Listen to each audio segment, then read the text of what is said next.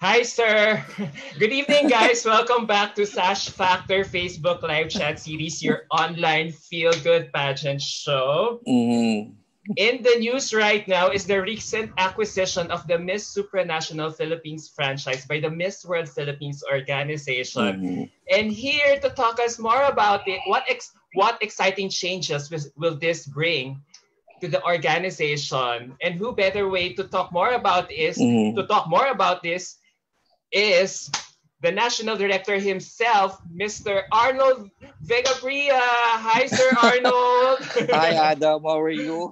Welcome And to I the just show. want Yeah. good evening to all your viewers and to all your followers all over the world, not only in the Philippines. And thank you for guesting me in your show. Yes, sir. Welcome to the show, sir. Thank you for your time po talaga in doing this. I really, sir, appreciate it po talaga. All of us here on Sash Factor are truly grateful for allowing this interview to happen. Oh, it's my So, pleasure. It's my pleasure to guest in your show.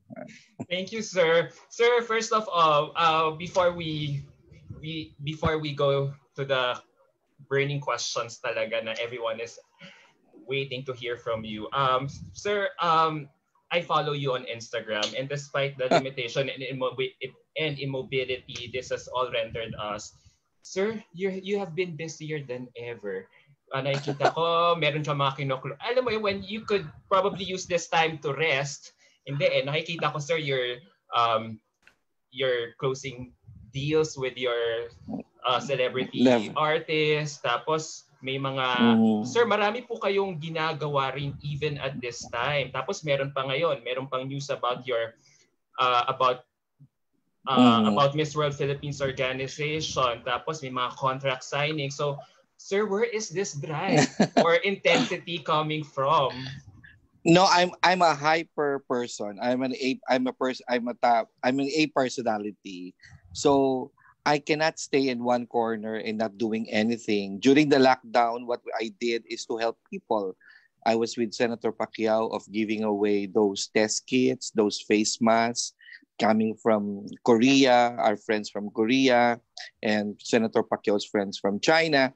So at least in some little way, we help the Filipino people, uh, and then that was for the month of March, and also giving away some food or a little share to all less fortunate natin. So that's what I did during the lockdown. But after the lockdown, I started working talaga. You can see in my activities. I want to be normal. I know it's not normal, but I want to exercise being normal of what Mm-hmm. I'm doing before the pandemic. So just is keep on moving. But as soon as keep on moving and doing what you're doing before, what you're doing before, and as long as it's fruitful and it's good for all your employees and for all the people that umaasa rin sa'yo, sa mga empleyado mo, no, kailangan magtrabaho at start learning pa rin what can you do even if there's pandemic. So continue yung work ko na I never stop talaga, Adam. So yeah, you can see even sa Miss World organization, Yes. uh, we're still doing something, and then I close some deals, talking to the sponsors, talking to the other endeavors that other opportunities that can open for business, and not only for business, but the most important is helping the Yes. giving charity to our kababayan. Yes, talagang Mm. ang dami po talagang apektado ng Mm. pandemic na to. Oo. Hindi lang tayo-tayo all over the world. And speaking of the world, sir, Mm-hmm. uh, Yeah. before we proceed, can we give a shout out to a lot of our followers who are tuned in? Ang dami nila, sir, all over the world. I want to give a shout out to Sopita de la Hoz from Colombia. Uh, Mm-hmm. who else is watching? Tapos sa Ruby Rabiana is also tuned in. She's watching all the way from Florida, USA. So Si Sir Ronald Reyes is also saying hi to you, Sir Arnold. Hello. You met him during Miss World 2019. Oh, He's hello wa- to everyone. he's also I watching from Wisconsin, USA. Wow, so your followers pala it's all over the world. So I just want to Yes. say hello from people from Colombia. Yes. Francisco Escobar is a very good friend of mine and the Mr. World. And he works with me before in some other projects for modeling and Yeah, yun. Mhm. I met him, sir, You met him. during the coronation night of Miss World Yeah. Philippines 2018, Mm-hmm. 2017 ba 2018, the first one yata. We had with when Katarina won, yeah, you invited him over here. Yes. Mm-hmm. By the way, Sir Bessie Besana, your former general Wow. manager, is also watching right now. Hi, Sir Hello, Bessie. Bessie. I miss you, Bessie. Stay safe, Bessie. How's Pabalikin mo your na kayo. hair? Oy, mukha ng Koreano si Okay. mukha ng Koreano si Bessie. Nakikita mo yung mga photos niya ngayon Hindi ko pa sa nakikita. Sige. Instagram. Ang ganda ng ano Nagka-problema siya niya. before dahil na-stress siya masyado sa akin siguro. Ganun ba yun, sir? Hindi, magaling si Bessie. Yeah, oo, sir, super hands-on and super organized ng tao talaga. Kaya Super. ang daming mga girls yun noong 20, di ba your inaugural pageant was noong 2017. A lot of girls, even up to this day, could only have a high regard for him kasi talagang everything that he did during that edition was super organized, pulido, orderly. Super. OC yan eh. Saka class. Ronald Badiang is also saying hi to you, Sir ALV. He Hi, says, a Ronald. job well done for acquiring the Miss Supranational Philippines franchise. Tapos Leila is also watching from Spain, from España. Buena suerte, Sir ALV.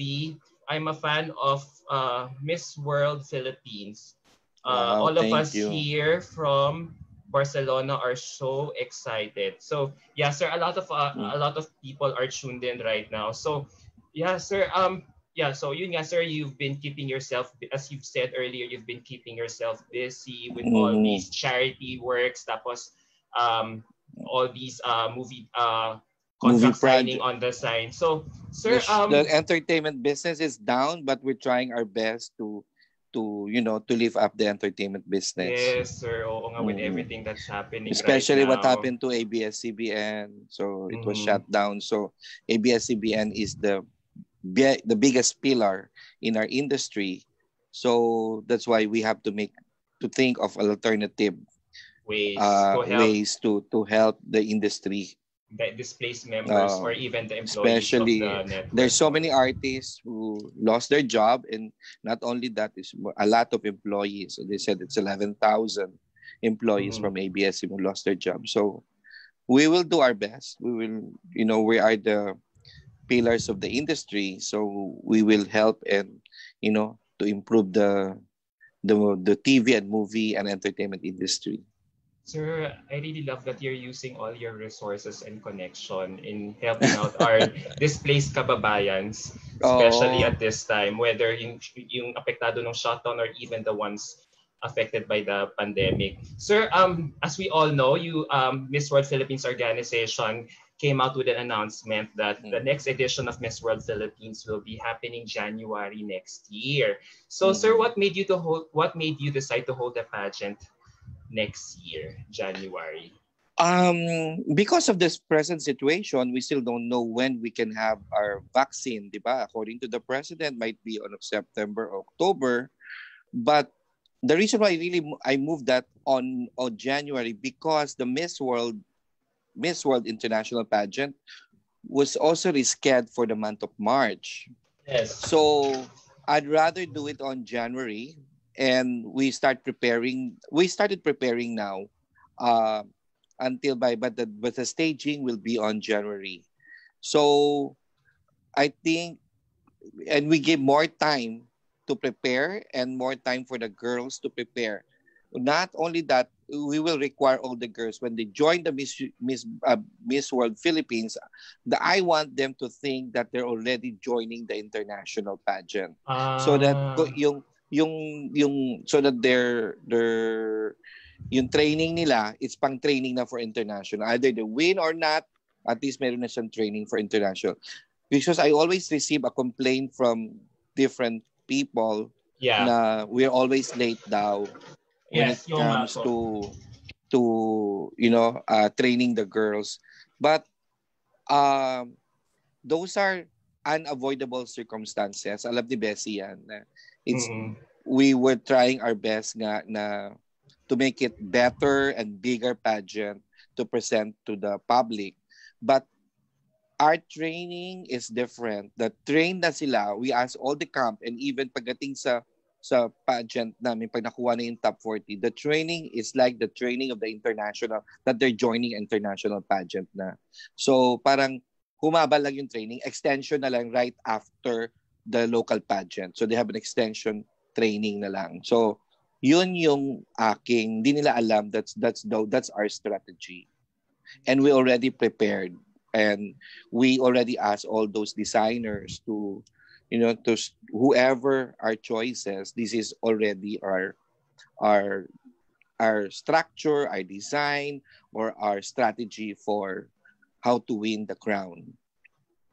Tsaka sir, hindi talaga sir biro talaga mag-hold ng pageant, especially at this time. Of course, yung mga sponsors, di ba? A lot of pageants, I'm sure you would know this, sir, na would really rely on sponsors to help them out carry out a pageant year in and out. And with all this, with this pandemic ravaging our lives right now, all the more these companies would be scrimping on their respective funds, diba? Una, diba, kaysa mag-sponsor ng ganito. So we really appreciate, we really consider this delay talaga justified because at this time nga, di ba, parang kudos to people like you, Sir Arnold, for really, thinking of still staging the Miss World Philippines pageant, although at a later time. Kasi di ba, survival mode na nga rin talaga lahat ng mga tao ngayon, di ba? So, sir, question. So now that you've mentioned about it, that these girls have to train like they're already competing for the international stage. Sir, kailan ba gaganapin? May idea na po ba kayo as early as now kung kailan gaganapin ng Miss World pageant? I think the last time I spoke to them, that was last week. I think for the month of March. March na.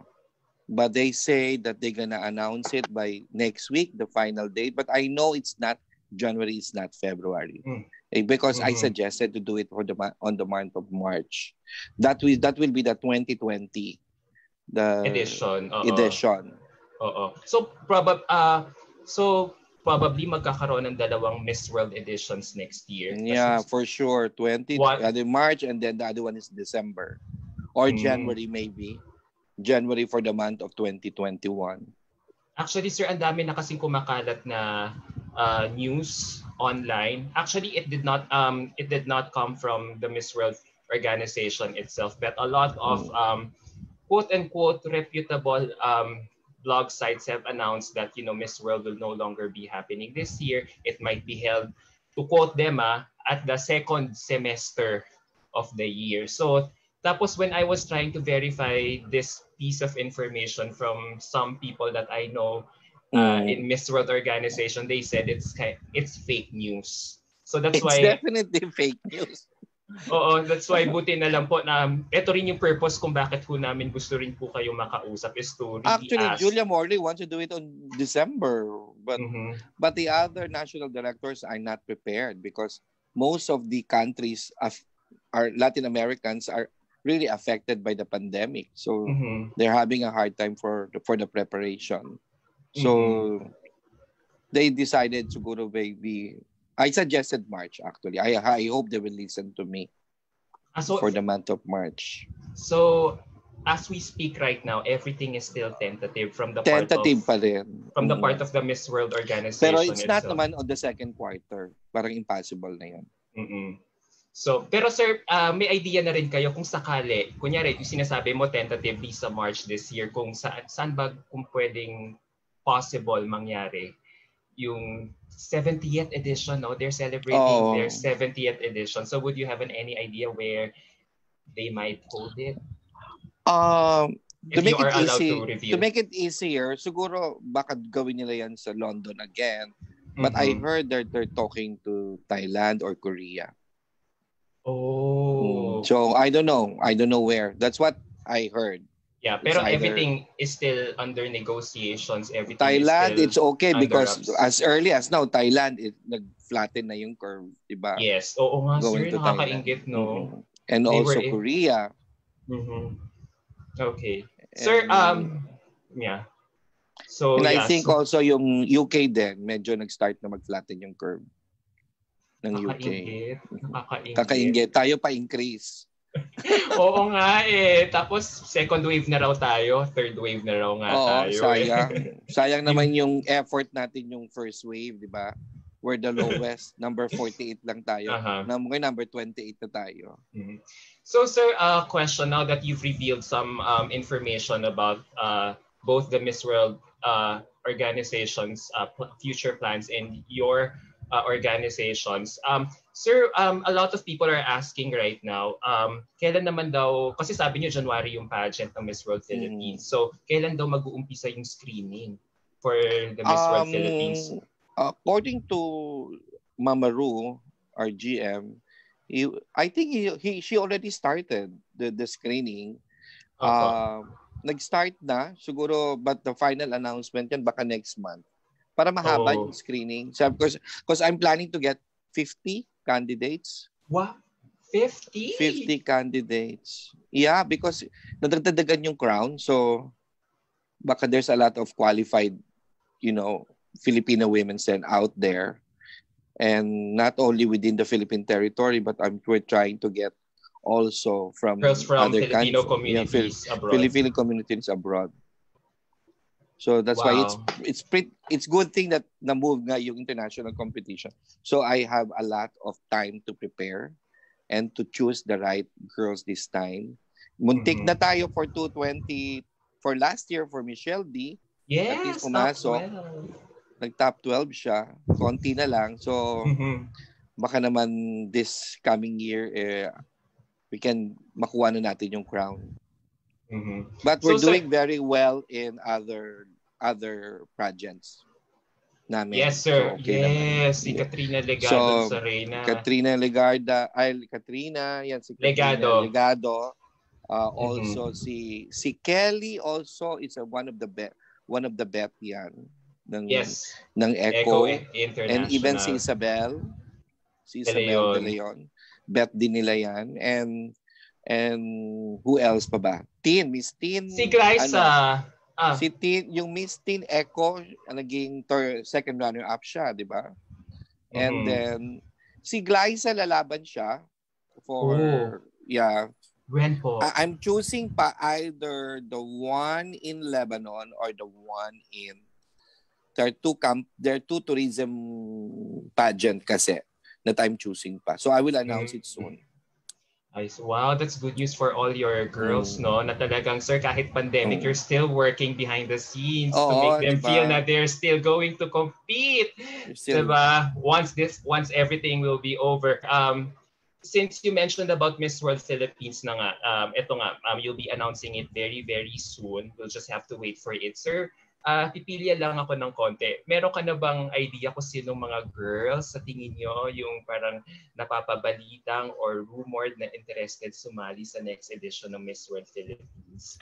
Sa totoo lang, hindi ko, ang dami kong naririnig pero hindi ko alam kung totoo eh. Baka mapahiya lang ako kung di naman sumali, di ba? If I will mention some names, baka naman on the last minute they will not joining. So I'm gonna look stupid it's an awkward naman magsabi ako ng mga names tapos at the end they will not join. So I'd rather wait na lang who are the best and maybe there are some qualified girls also from other country, from the Filipino communities from other countries or maybe in some other provinces. There's a lot of beautiful, Filipinas, not only beauty, that's beauty and brain that we can scout from the other provinces. But I hope I can get the best this time. We did for Michelle. Unfortunately, talagang stiff ang competition nung batch niya. Pero muntik na siya.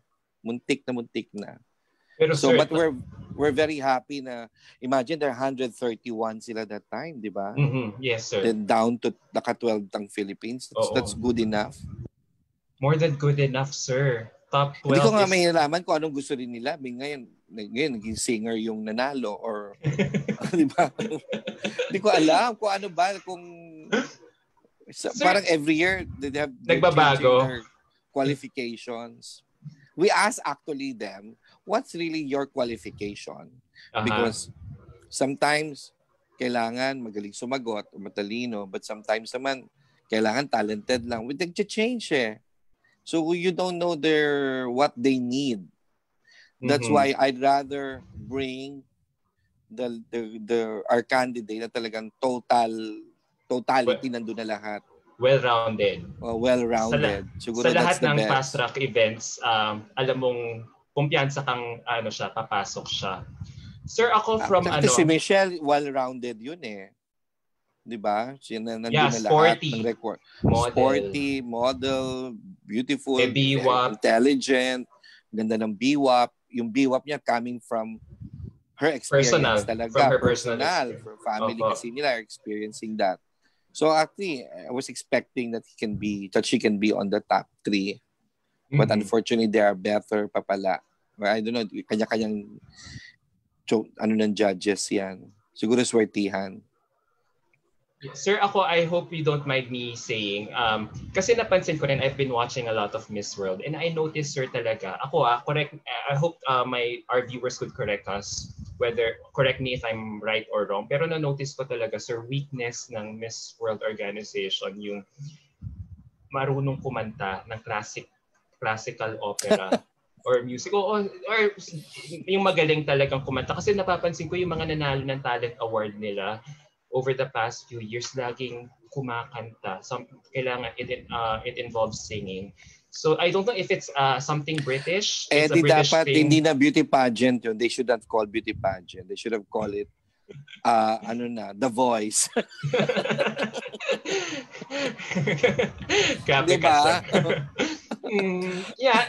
pero sir, siguro lang alam mo yun, iba-iba naman kasi every year. Hindi ko alam kung nagbabago ba yung composition ng judges ng Miss World. But siguro every year talaga nagbabago yung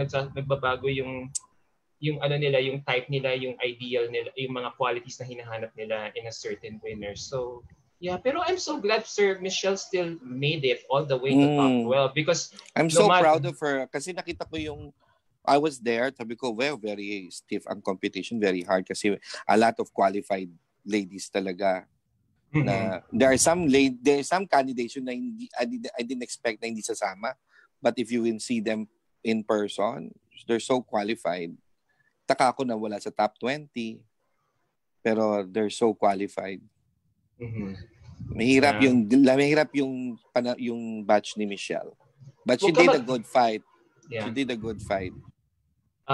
Sir, pero alam mo yun, sir, don't be so disheartened kasi tignan mo naman, sir, yung career, yung trajectory ng mga girls na pinapadala natin sa Miss World, pataas ng pataas yung ranking. I don't know if you've been noticing it. Top 40, tapos top 12 ngayon.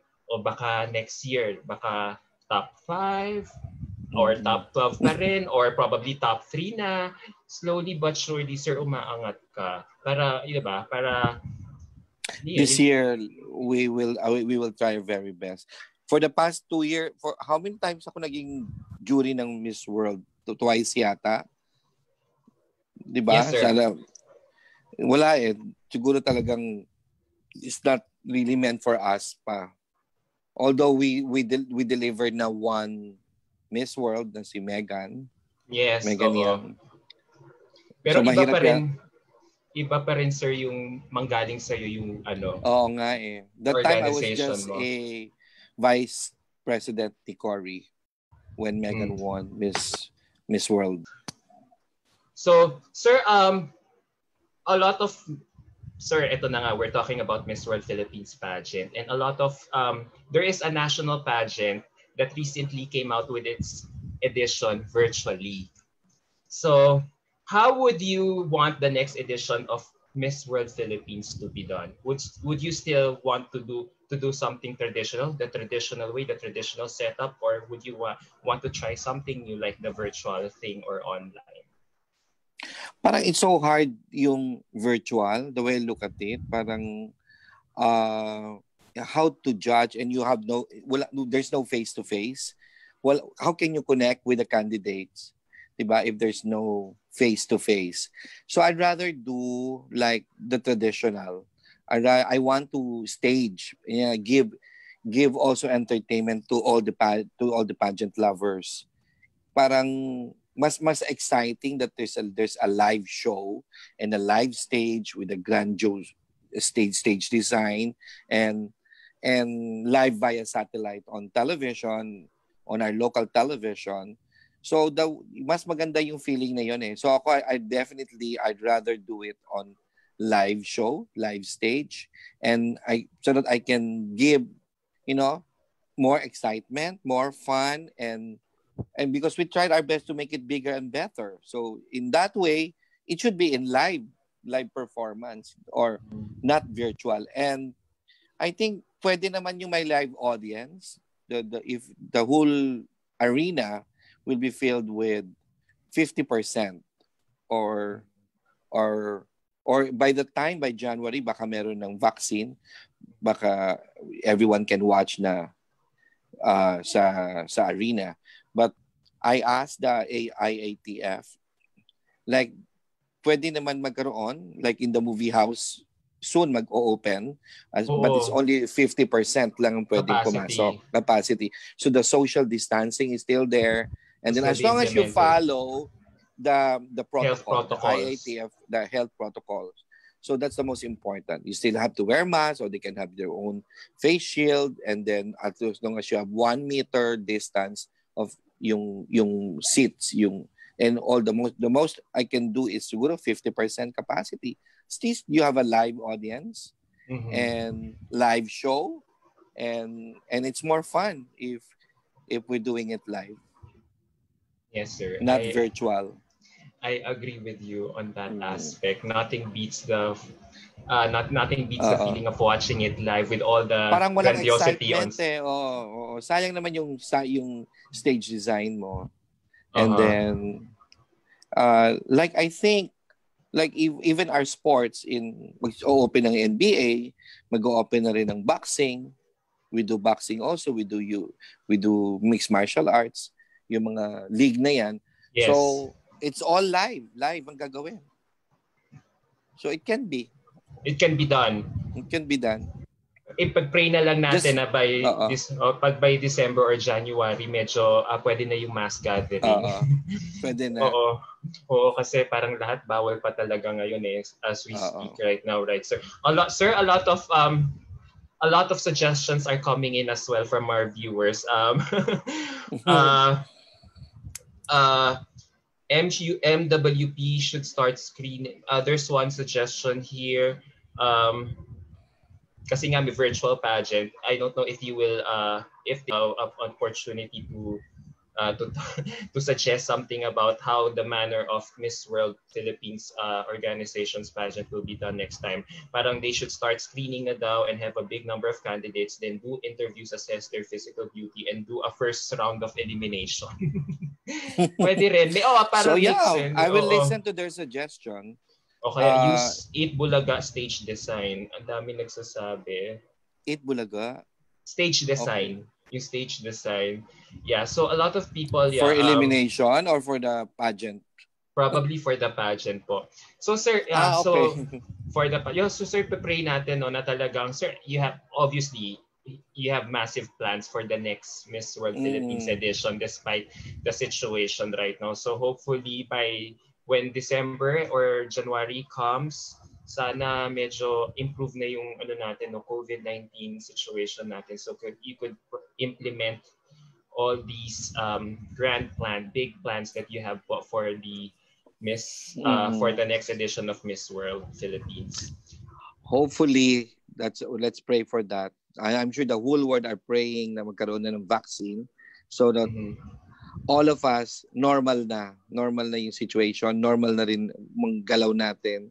And that's it. Sayang. Pero magkakaroon yan, definitely. Mangyayari yan. Mangyayari. Sir, darating din ng panahon, bilog ang mundo, mag-beat din natin yung flatten, yung mapa-flatten din natin yung curve na yan. Disiplina lang talaga. Disiplina lang. You're right. Sir, yes, sige, we're moving away muna from Miss World Philippines a bit.